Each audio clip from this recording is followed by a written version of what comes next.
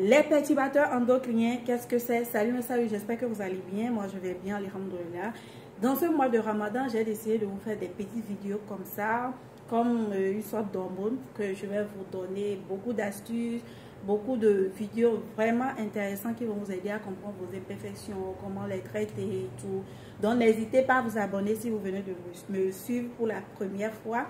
Aujourd'hui, nous allons parler de ces substances-là, de ces perturbateurs endocriniens, qu'est-ce que c'est et pourquoi c'est très important de comprendre comment est-ce qu'ils agissent dans votre organisme.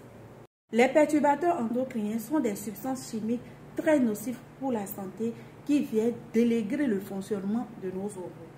Et les hormones, qu'est-ce que c'est? Les hormones sont des substances biochimiques créées par l'organisme à travers les glandes endocriniennes.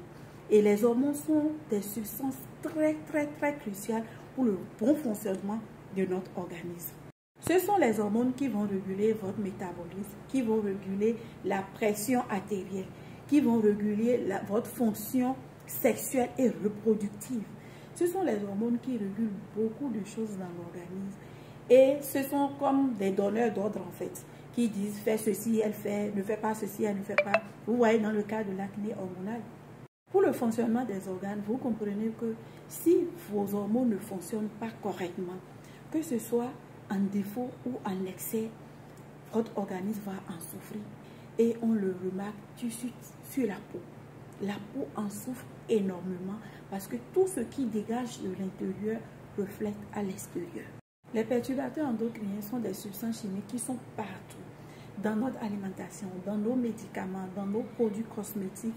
Ce sont des substances que les industries utilisent qui sont reconnues comme des perturbateurs endocriniens. Je vais vous laisser quelques listes à surtout éviter dans les produits cosmétiques. Dans les aliments aussi, ils sont partout, on ne peut pas les éviter. Tout ce qu'il faut faire pour les éviter comme solution, c'est de prendre des antioxydants qui vont venir lutter contre les radicaux libres, tout ce qui est métaux lourds, tout ce qui est substances chimiques, et surtout faire vos détox. Maintenant, avant de savoir si j'ai la présence des substances endocriniennes dans mon organisme, vous devez vous faire diagnostiquer. Voilà pourquoi nous exigeons des diagnostics de peau avant de vous établir des routines.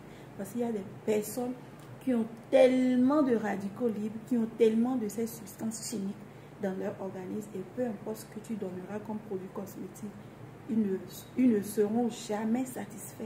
Donc il faut passer par toutes ces étapes-là, des trucs à boire, des détox et en plus des produits cosmétiques que la personne va appliquer sur le côté externe de sa peau pour pouvoir avoir des résultats très satisfaisants.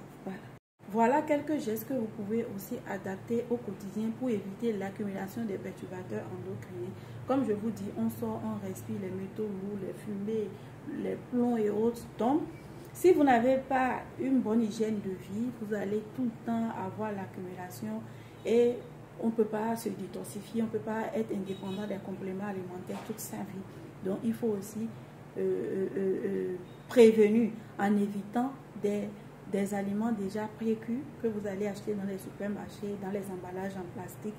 Et si vous buvez de l'eau de pompe, essayez de prendre ça la veille, mettre quelque part pour que le chlore puisse se déposer en bas. Vous comprenez ce que je dis, non? Pour qu'il y ait tous les dépôts des substances chimiques. Et après, vous pouvez filtrer et boire ce taux-là. Que de prendre l'eau directement à la pompe comme ça, boire. C'est une très mauvaise chose. Ça rend très malade. Voilà. Évitez de boire de l'eau dans les plastiques. Et vous pouvez privilégier comme aliment les petits poissons qu'on appelle frétins.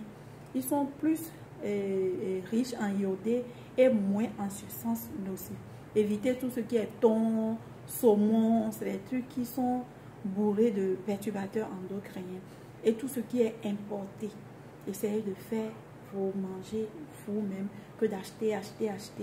Et lorsque vous travaillez à côté des usines, essayez de couvrir vos nez par les cache-nez.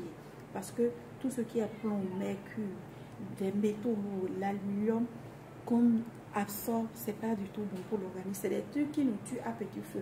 Quand tu vas dire, ils vont dire oui, on va mourir, c'est pas ça là le fait. Mais on peut aussi prévenir et retarder notre mort que de faciliter et d'accélérer ça avec nos propres gestes au quotidien.